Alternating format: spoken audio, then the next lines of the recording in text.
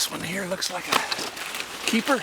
Cutting it high or taking even branches off. It's really grounding work. It's peace, and it's doing something that's good for the environment. It's harvest time. We're cutting willow and cottonwood. On a late winter morning in Clarno, We harvest now while the plants are still dormant. where volunteers with ONDA, the Oregon Natural Desert Association, cut and bundle sticks at a Forest Service and BLM nursery along the John Day River.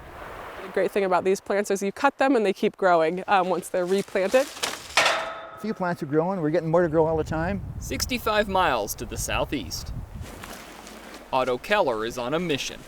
We're trying to keep the cows out and get it back to what it was. To restore the landscape along 3.5 miles of the South Fork of the Crooked River outside of Paulina. Not going to happen in my lifetime, but it might take 200 years. I don't know. Yeah, it'll take time. But Otto's not on a solo mission. These are willows. Since 2015, ONDA's Jefferson Jacobs has overseen restoration efforts. We're trying to establish a beaver hood where beavers can live and manage the landscape. That's right, beavers. It was a big change to realize, beavers can actually do this better. The short-term goal?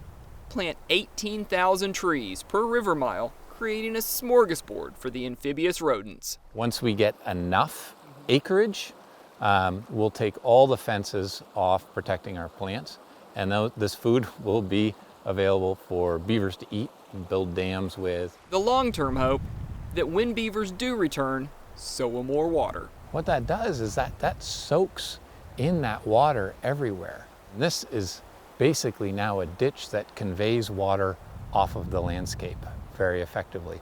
And what we need to do is hold water on the landscape for the benefit of humans, but also for wildlife and fish. A commodity as precious as gold in these parts. The latest U.S. Drought Monitor mapping lists this area of Crook County in exceptional drought. Who in Central Oregon doesn't want more water available throughout the year? And beaver have been providing that for 6 million years.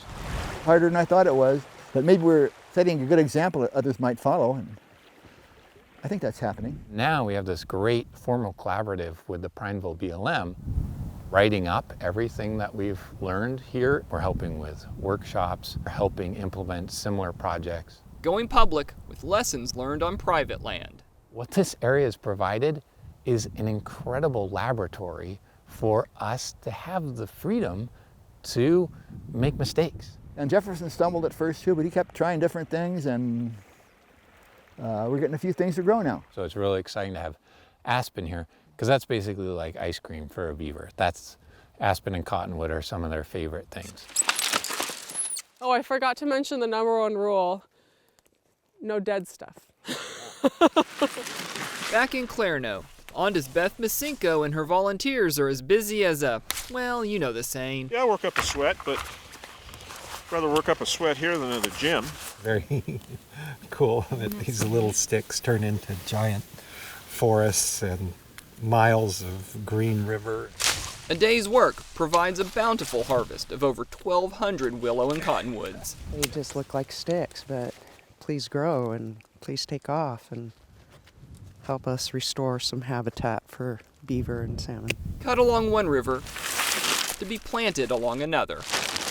We're just giving a little boost for nature to take its course. We get to be part of that process. An environmental boost in the form of 4-foot sticks. And I'm not even a gardener. Cottonwood. In Clarno, Steve Kaufman, Central Oregon Daily News.